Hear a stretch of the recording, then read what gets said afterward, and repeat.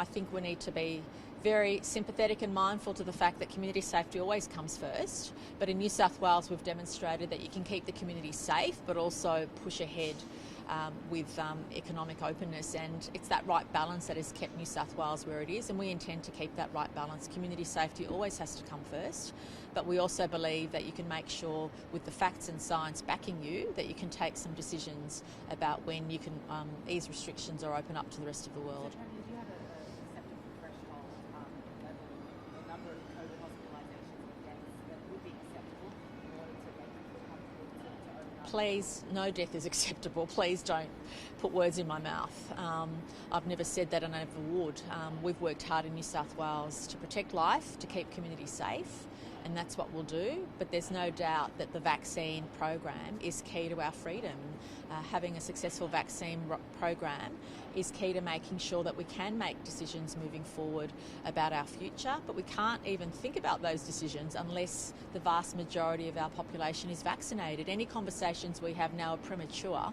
We all have a big job ahead of us in getting most of our community vaccinated, and until that time we can't even really have the conversation. We need to get cracking, and that's why New South Wales is really stepping up to do more than what we've been asked to do, because we want our community vaccinated as soon as possible to be able to give us those choices. At the moment we don't have those choices and options because our community isn't vaccinated, and we can't really have those conversations until the majority of our population is vaccinated. I know you made a comment yesterday about internet enforcing vaccination, but is there a percentage level of population Well, look, medical experts say that so-called herd immunity exists between 75 and 80% of the population having vaccinated, but even then there's huge risks with those that aren't vaccinated. So what I said yesterday was that until we do 10 million jabs in New South Wales, we can't even really begin to have the conversation.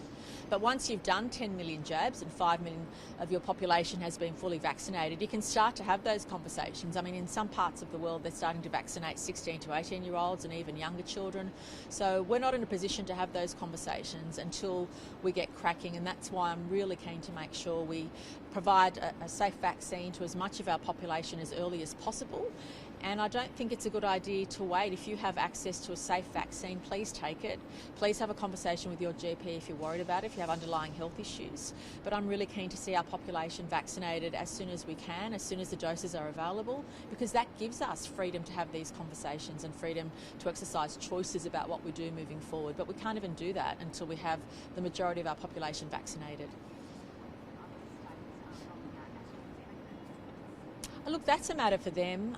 New South Wales has always had a different approach to the other states, and we are quite proud of that, because we've demonstrated that you can have community safety, you can keep the economy open, you can keep jobs going, and we're pleased to be doing things the way we are.